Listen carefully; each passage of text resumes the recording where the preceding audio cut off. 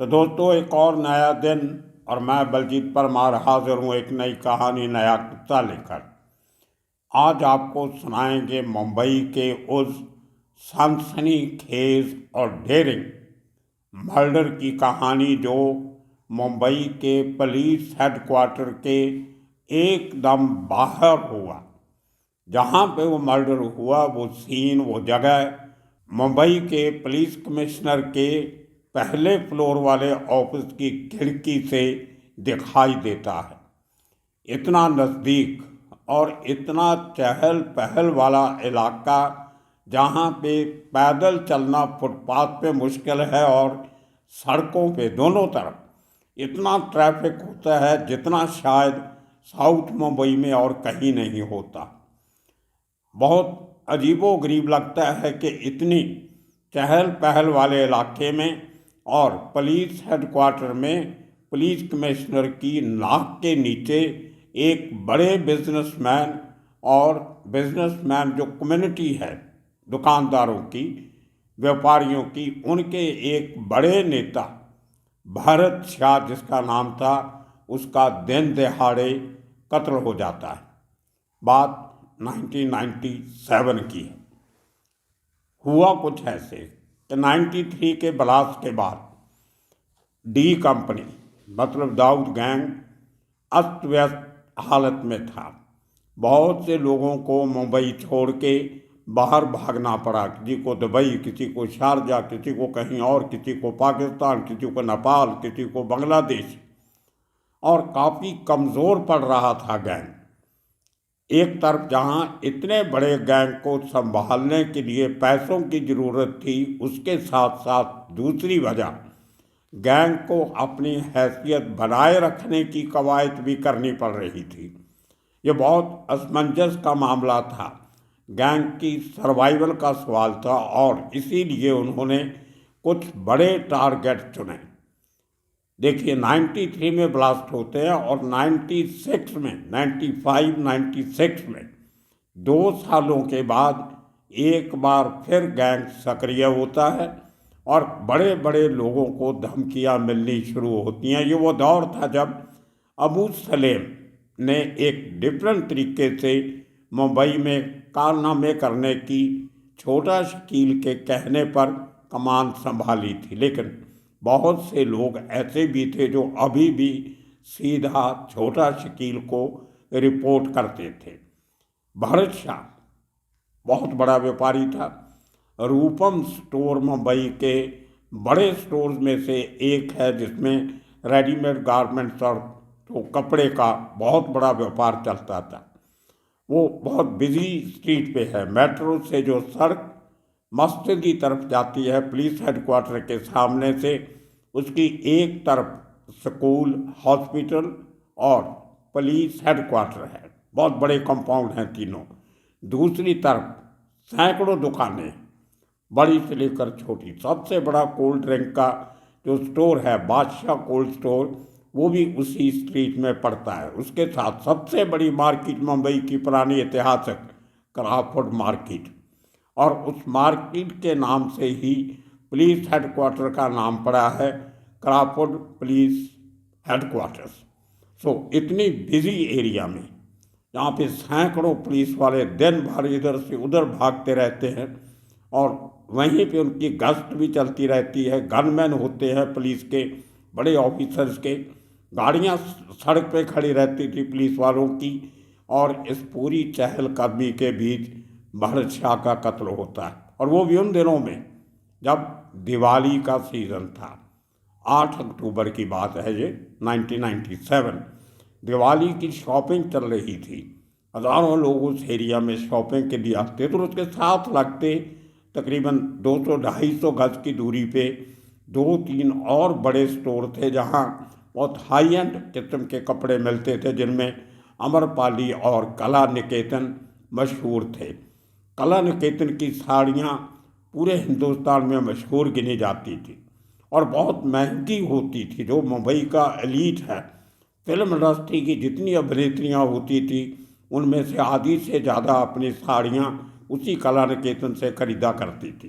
खैर, ये उस इलाके की टोपोग्राफी आपको बता रहा हूँ। 96 में सबसे पहली बार भरत शाह से एक्सटॉर्शन मनी मांगी गई। उस आदमी ने ना कर दिया। एक तो उसको ये लगता था कि डी कंपनी, खास तौर पे दाऊद की जो कंपनी थी, वो काफ़ी कमज़ोर हो गई हैं और ये लोग जो उसको फ़ोन करके धमकियां दे रहे हैं दुबई से, इधर से उधर से, इन लोगों के बस का रोग नहीं है मेरे ऊपर हमला करना, अटैक करना। इसी तरह उस इलाके के साथ लगते कालबा देवी एरिया और साथ में जो एक वहाँ पे बहुत और कपड़े की बड़ी मार्केट है, उसमें बहुत सारे लोगों को धमकियां मिली। तो भरत शाह को ये लगा कि वो इन सब लोगों को इकट्ठा करके एक प्रेशर ग्रुप बना सकता है ताकि गैंगस्टर के ऊपर भी प्रेशर बढ़े और पुलिस के ऊपर भी बढ़े। तो उसने एक बहुत बड़ी मीटिंग उस इलाके के व्यापारियों की। वहाँ पे नज़दीक ही एक सुंदर बाई हॉल है, बहुत बड़ा हॉल है, वहाँ पे एग्जीबिशन भी लगती हैं और काफ़ी सारे फंक्शंस भी होते हैं। उसमें पूरे इलाके के सैकड़ों व्यापारियों की मीटिंग की और सब ने कसम खाई कि हम किसी भी अंडरवर्ल्ड के गैंग को या गैंगस्टर्स को मांगा हुआ पैसा नहीं देंगे। तो ये बहुत बड़ी बात थी और अंडरवर्ल्ड के लिए ये एक चैलेंज बन गया कि इस तरह की जो व्यापारियों की मजबूती के साथ एक यूनिटी बनी है, अगर वो इसी तरह बनी रही तो हमारा धंधा चौपट हो जाएगा। और वो भी उस इलाके में जहाँ अंडरवर्ल्ड की तूती बोलती थी। बहुत अजीब हालात थे, लेकिन कुछ हो नहीं रहा था। 96 में जब धमकियाँ बढ़ने लगी तो भरत शाह ने कंप्लेंट की। हर जब धमकी आती तो कंप्लेंट करता था। तो पुलिस ने उसको सिक्योरिटी दे दी। पहले 2-3 गनमैन थे, फिर 1 साल हो गया 97 का पूरा चल रहा था तो 2 की सिक्योरिटी दे दी, लेकिन काफ़ी देर तक कोई धमकी नहीं आई। अचानक 97 के शुरू में धमकियाँ आनी बंद हो गई। तो देखिए, आदमी धोखा कहाँ से खा जाता है। भरत शाह को लगा कि अब अंडरवर्ल्ड उसका पीछा छोड़ चुका है। उसको लगा कि हमारी यूनिटी से अंडरवर्ल्ड डर गया है, लेकिन उसको पता नहीं था कि उसके ऊपर वॉच अभी भी रखी जा रही थी। वही हुआ। 8 अक्टूबर के पहले 5-6 दिन तक उसकी दुकान के सामने ऑपोजिट साइड जो है पुलिस कमिश्नर की बाउंड्री के पास, ऑफिस की बाउंड्री के पास एक कोल्ड ड्रिंक का महाराष्ट्र सरकार का बूथ हुआ करता था, जहाँ पे मिल्क, लस्सी, इस किस्म की जो सरकारी जो फैक्ट्रियाँ बनाती हैं सस्ते भाव पे बेचने वाली चीज़ें, दूध का बूथ भी था शायद वो। तो वहाँ से खड़े होके वहाँ बहुत सारे पुलिस वाले की मोटरसाइकिल भी खड़े रहते थे और वहीं पे सैकड़ों लोग दिन भर खड़े रहते थे, कोई किसी पे शक नहीं करता था। तो छोटा शकील के लोगों ने रैकी की उसकी। एक बात जो उन्होंने ख़ास तौर पे नोट की वो ये थी कि दिन में 2 या 3 बार भरत शाह अपनी दुकान छोड़ के, रूपम स्टोर छोड़ के थोड़ा नज़दीक 50-60 गज की दूरी पर एक एसटीडी बूथ हुआ करता था। उस ज़माने में मोबाइल फ़ोन थे नहीं, लैंडलाइन फ़ोन भी बहुत कम हुआ करते थे और बहुत महंगे मिलते थे। तभी MTNL भी नहीं था, बॉम्बे टेलीफोन हुआ करता था शायद, तो बहुत कम फ़ोन थे। हालांकि भरत शाह की दुकान पे फ़ोन था, लेकिन उसके मुलाजिम इतने थे, उसने एसटीडी का कनेक्शन नहीं लिया था, फैसिलिटी नहीं ली थी कि कहीं उसकी गैर हाजिरी में उसके मुलाजिम, मैनेजर, सेल्समैन ये लोग कहीं इस्तेमाल करने लग जाएं। तो उस ज़माने में बिल बहुत आता था एसटीडी कॉल्स का। खैर, ये आदमी दिन में 2-3 बार एसटीडी बूथ पे जाके आउट स्टेशन इंटरनेशनल कॉल या बाहर की कॉल्स करने के लिए जाया करता था। उसके कुछ दोस्त और कुछ रिश्तेदार, करीबी फैमिली रिलेटेड दुबई में भी रहते थे। तो ये बात उन लोगों ने नोट की और ये भी देखा कि सबसे बढ़िया जगह भरत शाह को मारने के लिए वही जगह है, वही एसटीडी का बूथ है। छोटी सी जगह, अंदर दुकान थी, बाहर बूथ बना हुआ था। जो अंदर आदमी उसको ऑपरेट करता था वो दो किस्म के लोगों को वहाँ ये एसटीडी बूथ चलाने की परमिशन मिलती थी। एक पुराने सर्विसमैन और एक जो फिजिकली हैंडीकैप्ड लोग होते हैं, स्पेशली प्रिविलेज जिनको आजकल कहा जाता है, उनको ये फैसिलिटी दी जाती थी ताकि उनका रोटी रोज़ी चल सके।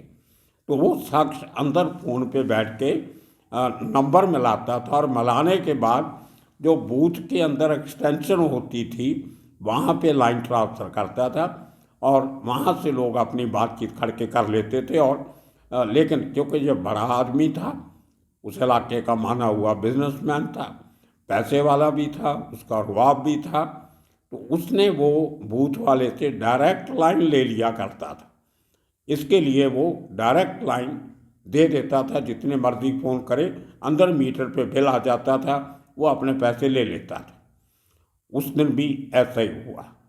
8 अक्टूबर को 97 को भारत शाह अपने रूपम स्टोर से निकल के उस एसटीडी बूथ में जाता है। हमेशा की तरह उसको डायरेक्ट लाइन मिल जाती है और अपना नंबर डायल करता है। वो नंबर दुबई का नंबर था। काफ़ी बात होती रही और जब इसकी पीठ सड़क की तरफ थी, थोड़ा शोर शराबा भी होता है, आवाज़ भी आती है, तो आदमी नॉर्मली अपना मुंह दूसरी तरफ कर लेता है जहाँ से आवाज़ कम आती है। तो ये दो शख्स जो छोटा शकील के शूटर थे, इतने दिन रैकी के बाद जो उनको बताया गया था, उन्होंने इस आदमी को एक पॉइंटर भी होता है जो आपको, जिसको स्पॉटर भी कहते हैं, वो आदमी आपको इशारा करता है कि यही आदमी है जिसको गोली मारनी है। हालांकि उस बूथ पे और सैकड़े लोग भी रोज़ फ़ोन करते थे। अगर गलती से किसी और को भारत शाह समझ के गोलियां चला देते तो और कांड हो जाता। तो जैसे ही उसके आदमी ने इशारा किया कि ये आदमी है जिसको आपने निशाना बनाना है, तो ये दो लोग जाते हैं और धाड़ धाड़ करके 8 गोलियां भारत शाह को मार के टेलीफोन के बूथ में ढेर कर देते हैं। और गोली चलने की आवाज़ तो सबको सुन जाती है। शायद वो मुंबई के पुलिस कमिश्नर को भी सुनी होगी, क्योंकि इतना नज़दीक था वहाँ से पुलिस कमिश्नर का ऑफिस। रॉनी मैंडोन साहब वो पुलिस कमिश्नर थे, 96 में ही लगे थे, नए पुलिस कमिश्नर आए थे और बहुत सालों तक आईबी में, रॉ में पोस्टिंग करके वापस महाराष्ट्र काडर में आए और आते ही उनको मुंबई का पुलिस कमिश्नर बना दिया गया। बेसिकली गोवा के रहने वाले थे, बहुत बढ़िया ऑफिसर थे, बड़े ईमानदार, सच्चे सुच्चे और किसी की परवाह नहीं करते थे। मैं अभी थोड़ी देर के बाद आपको उनका एक किस्सा भी सुनाऊंगा। खैर, गोलियां चली, वो आदमी खून में लथपथ वहाँ मर गया। इमीडिएटली कोई हॉस्पिटल ले जाने की भी ज़रूरत नहीं पड़ी।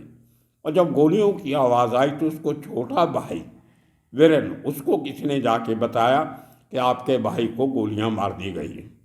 तो वीरेन भाग के आता है तो टेलीफोन का रिसीवर जिस पे वो बात कर रहा था वो टेलीफोन कनेक्शन से नीचे लटका हुआ था। तो उसका दिमाग काम किया, उसको ये लगा कि मैं देखूं तो सही कि मेरा भाई किससे बात कर रहा था, और कहीं उसी शख्स ने तो इशारा नहीं किया कि मैं इतने बजे फ़ोन करूंगा तो आप इतने बजे वहाँ खड़े रहना। क्योंकि इतने दिनों से जो थ्रेट आ रही थी तो पूरा परिवार थोड़ा अलर्ट था। उनको पुलिस ने बराबर ब्रीफ भी किया था कि ऐसा कभी फ़ोन आए तो कुछ आए तो हमें इन्फॉर्म जरूर करना। तो उसने अपने भाई को संभालने के पहले वो जो फ़ोन था उसको रीडायल किया, जिस नंबर पे पहले उसका भाई बात कर रहा था। रीडायल किया तो वो नंबर उनके ही एक रिश्तेदार का था, दुबई का। तो उसका शक जो था वो दूर हुआ कि शायद किसी अंडरवर्ल्ड के आदमी ने फ़ोन किया होगा और इसको बाहर निकाला होगा, जिसको हम कहते हैं निशाना बनाने के लिए बुलाया होगा। तो उसके बाद इमीडिएटली पुलिस भी पहुंच गई, साथ में तो था। वो जीटी हॉस्पिटल में लेके जाया गया, लेकिन ही वॉज ऑलरेडी डेड। तो बहुत बड़ा बवाल हुआ। मेरा उस समय बॉम्बे आई वीकली अखबार चल रहा था। जैसी खबर आई भारत शाह शॉट डेड, तो पहली बार मुझे लगा पहले झटके में कि जो मुंबई का सबसे बड़े डायमंड डीलर में से एक है भारत शाह, जो काफ़ी फिल्मों का प्रोड्यूसर रहा और बीच में प्रॉब्लम में भी आया था अंडरवर्ल्ड के साथ रिश्तों के लिए, शायद उस भरत शाह को गोली मार दी गई है। लेकिन रास्ते में जब मैं स्पॉट पे जा रहा था तो पता चला कि भरत शाह डायमंड डीलर ने ही रूपम स्टोर वाले को गोली मारी गई है। तो वहाँ पे पहुँचे, उसके बाद पुलिस कमिश्नर को मिले तो पूरी डिटेल मिली। लेकिन जो बात वीरेंद्र शाह ने टेलीफोन पे कंफर्म की थी भरत शाह के भाई ने, वो बात शायद पुलिस को मालूम नहीं थी। तो पहली ही ब्रीफिंग में पुलिस को इतना पता चल गया था कि ये आदमी दुबई में किसी से बात कर रहा था। तो पुलिस का एक बयान आ गया, पुलिस कमिश्नर का नहीं था, जूनियर ऑफिसर का था, कि Bharat Shah was in touch with gangsters in Dubai. तो दूसरे दिन वो खबरें छप गई। उसके बाद वीरेंद्र शाह से जब मेरी बात हुई तो उसने ये बात क्लियर की कि मैंने वो चेक कर लिया था नंबर, लास्ट नंबर रीडायल करके, तो वो हमारे रिश्तेदार का था, वो किसी गैंगस्टर से बात नहीं कर रहा था। अब इस बात में कितनी सच्चाई है वो या तो वीरेंद्र शाह जानता है या पुलिस वाले जानते हैं। शायद इस नंबर की इंक्वायरी भी पुलिस ने की होगी, क्योंकि नंबर तो एसटीडी बूथ से किया गया था, बूथ के ओनर के पास वो नंबर था। तो पुलिस के पास अपने सोर्सेज होते हैं कंफर्म करने के कि वो किसी गैंगस्टर का नंबर था या किसी रिश्तेदार का था। मंडौसा साहब को ये बातें बहुत अच्छी तरह मालूम है, वो इंटेलिजेंस एजेंसीज में से काम करके आए थे। तो खैर उसके बाद पूरे इलाके में दहशत, सब लोगों ने शटर डाउन कर दिए, दुकानें बंद पूरे एरिया की। दिवाली का जो माहौल बना था वो सब तितर बितर, क्राउड बहुत दूर से देखता रहा क्या हो रहा है। लेकिन इस मर्डर ने पूरी बिजनेस कम्युनिटी में इतनी दहशत फैलाई कि ये कहा जाता था पुलिस सर्कल्स में और अंडरवर्ल्ड के सर्कल्स में कि उसके बाद सैकड़ों दुकानदारों ने, बिजनेसमैन, व्यापारियों ने धड़ाधड़ अपने हिस्से का जो पहले देना बंद कर दिया था अंडरवर्ल्ड को पैसा, वो 10-15 दिन के अंदर अंदर पिछला कर्जा मिला के सब चुकता कर दिया। तो ये अंडरवर्ल्ड के काम करने के तरीके होते हैं। इसी तरह एक और हादसा उन्हीं दिनों में, एक हफ्ते के बाद। अब देखिए, आपने गैंग को रीएस्टेब्लिश करने के लिए अंडरवर्ल्ड कैसे अपने हाथ आजमाता है। वहाँ से बहुत दूर डिस्टेंस पर भांडुप में दो भाई थे, कुरुप ब्रदर्स। वो एक बहुत बढ़िया रेस्टोरेंट चलाते थे, मद्रास कैफे। कृष्णा दास एक का नाम था, हरिदास दूसरा भाई था। वो अपने मद्रास कैफे में बैठे अपना रेस्टोरेंट चला रहे थे। अचानक दो आदमी आए। एक हफ्ते के बाद 8 तारीख को भरत शाह का मर्डर होता है, 15 तारीख दोपहर के बाद भांडुप में ये दो कुरुप ब्रदर्स का मर्डर होता है। तो उनके रेस्टोरेंट के अंदर वहाँ भी 8 गोलियाँ चलाई गई। दोनों भाइयों को जगह पे मार के वो लोग फरार हो जाते हैं।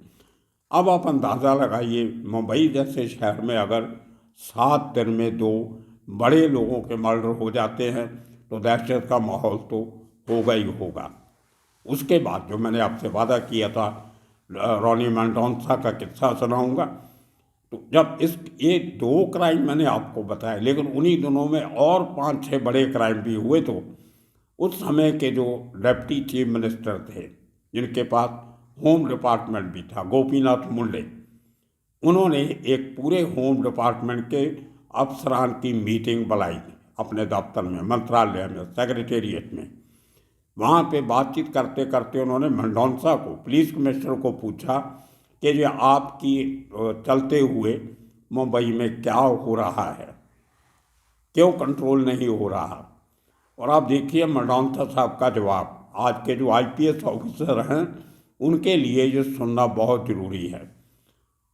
राज्य का डिप्टी चीफ मिनिस्टर और जिसके पास गृह विभाग है, होम मिनिस्ट्री है, उसको सब बड़े सीनियर ऑफिसर, जहाँ पे होम सेक्रेटरी बैठा है, स्पेशल सेक्रेटरी बैठा है और पूरे डीजी बैठा है, मुंबई पुलिस के आला ऑफिसर बैठे हैं, उनके सामने मेंडोजा साहब मंत्री को बोलते हैं, गोपीनाथ मुंडे को, कि you please keep away from all this thing, we know what we are doing.